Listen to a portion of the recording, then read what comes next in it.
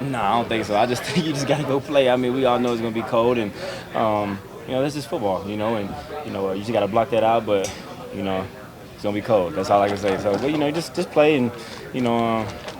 Try to block that out. That's pretty much it. What's the coldest game you ever remember playing in bed? Whew. I don't think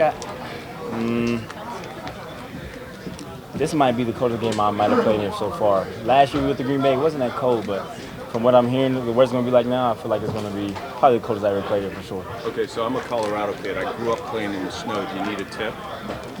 I need a tip, yeah. Okay, just on your hands. Okay. Because that's all that matters. Yeah. Keep your hands. Everything else you're fine. Okay. But you can't catch the rock with cold hands, right? Exactly. So, okay, I take that tip. See? Yeah. I take Pretty that basic. Yes, sir. Thank you. Vin, I know you guys are still getting to know Baker, but what's kind of stood out about his personality, like as you guys have gotten to know him, the more he's been around? Yeah, he's just a competitor, and he's a great dude. I think that he's come in and take everything. He's like I said, he's just a competitor, man, and I love him. I think that he came in here, he's just all about work and learning from the guys and learning from John and Matthew, and he's just going out there and learning what he can, and he's doing a great job. So I'm just excited for him to be here, and he's doing a great job at it. And whether it's been him or another quarterback under center these last few weeks, you and Ben and Tutu have obviously gotten a lot of opportunities. Just what's that been like for you guys to be able to make the plays that you've made and even just have that playing time to begin with? Yeah, it's been awesome. I think the more plays you play, the more confident you get, and you can tell from Tutu and Ben how they're playing, and me myself too as well. And I think the more plays you get, it's just the more confidence you grow. And having of course it's been tough having a couple of different quarterbacks, but you just go out there and play, man, and just make a play for your quarterback. And I think Ben and Tutu showed a lot of that last week. So like I said, it's just going out there playing ball and playing to the best of your ability. Ben, I found it fascinating after the game. You said that was your first ever game winner, walk-off type of game. For you, what was it like? What was, in terms of your phone blowing up, family, friends, what was that like the next couple of days? Yeah, I mean, it's always cool scoring a game on a touchdown. And, of course my phone was going off, but, it was just awesome, man. It was just a good moment, to have. But like I said, I don't make that play without Ben. I don't make that play without Tutu making some crucial plays and Malcolm catching the check down on, the play that we had. So I don't make that play without those guys. So just that one play was just a small pivotal of that drive. But, a lot of dudes made a great play on the drive for that, touchdown to happen. So in this week, I don't want to say jokingly, but it seems like, boy, Baker wins with 2 days under his belt. A week must feel like an eternity. Yeah, for sure. I think the more time you get with him, just getting routes down and getting your steps down. And I know for him coming in, it's just his head was just spinning on where to go and stuff like that. But I think he's approaching this week like he's been here for a while, and you can just tell from his preparation and how his mind works that he's ready to go. What's it like now that you've gotten a little bit more time to kind of get into the mix here? How much progress do you feel like you're making? It's definitely nice to be able to take a deep breath a little bit.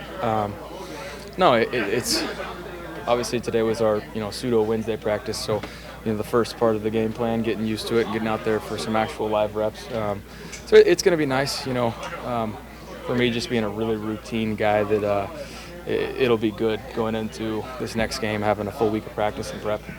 Have you been able to kind of process what happened there a week ago and just kind of how unusual and historic that kind of was?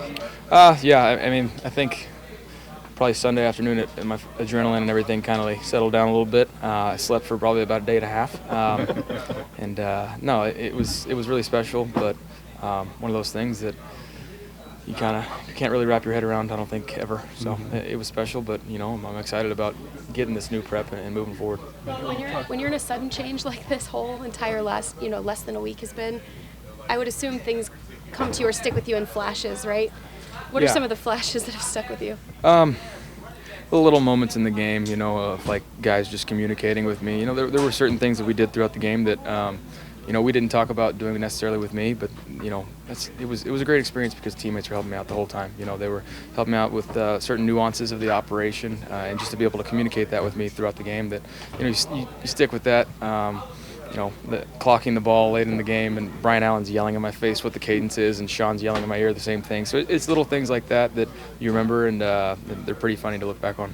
Sean told us today he still wants to make sure he doesn't give you the whole playbook too much. How much is too much? How much is not enough? I think where we're at right now, with there only being 4 games left, it's one thing to try and learn the base install as much as I can, but don't want to overflow it, because really it's about learning this, the game plan and what we're trying to do based on the defense and what looks we're going to get. So there's little things that I want to try and learn, like what certain terms mean and what it comes from. But when it comes down to it, it's going to be really game plan oriented. As you get ready to play games like this cold, single digits. No, this is wind chill wise. This will probably be the coldest one. I've played in a couple games that are pretty cold, maybe snow, a little bit rainy or windy, but this temperature wise, I think this will be the coldest one for me. Is there anything you'll do to prepare for that? Just mentally, just accepting the fact that everybody's got to deal with it. So I think when it comes to cold weather, guys, there's different preparation things, different things you can wear. So we're gonna explore all those things just to eliminate it as much as you can. When it comes down to it, like I said, everybody has to deal with it. How about a double layer headband for some of the headbutting? A double layer headband. I might go with it might have to be a ski mask or something to keep yourself warm. So we'll see. With what you pulled off the other night, how much of that was just experience and instinct when you didn't have that prep time? A decent amount, but I can't give enough credit to Zach Robinson and Liam for helping me get ready, and then, like I said, those guys communicating with me throughout the game. So, it wasn't like we were running a ton of concepts that were brand new to me. It was just terminology and stuff, and those guys were communicating the whole time and made it easy on me. So, it was a good experience. Baker, in what way did Matthew Stafford help you out in that final drive? Matthew was communicating on the sideline as well, just throughout the whole game. When the wristband kind of wasn't a factor, and he was just helping me, talk through some of those things, what we were going to get to, what we were expecting to call next in the next series. So obviously a guy that's played a lot of ball and seen a lot, that was continually communicating with me. So everybody helped me out. What do you, again, that finish was so dramatic. Over the next 4 games, what do you want to be able to show the Rams and 31 other NFL teams? It's like I said after the game, that was such a world run right there, but I'm looking to get better each week.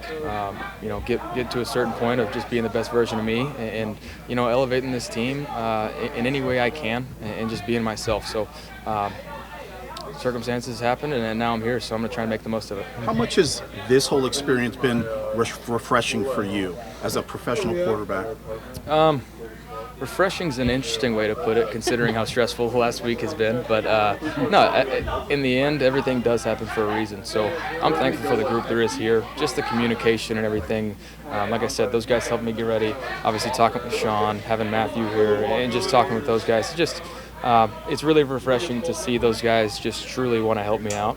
That's a good thing. As you predicted Thursday, your college coach has another Heisman Trophy winner. Have you spoken to him since? I have. He's gone out recruiting. I think he gets back to LA today, so try and get in touch with him and see if we can get together. But yeah, it's a pretty special moment for him. He's had 3 out of the last 6 Heismans that he's coached. So the guy's got it rolling. And it's, like I said to you guys, he's going to have USC going. Can you follow up on that? That's remarkable, 3 of the last 6. Yeah. What is it, as a man who played for him, what is it about him that makes him so unique? A lot of people talk about offensive gurus or whatever term you want to use. He puts his guys in great positions to have success based on their traits and their characteristics. So I always think he's a guy that, he has a certain thing that he wants to get done, but he'll always adapt to what players do best, and he just does a really, really good job of that.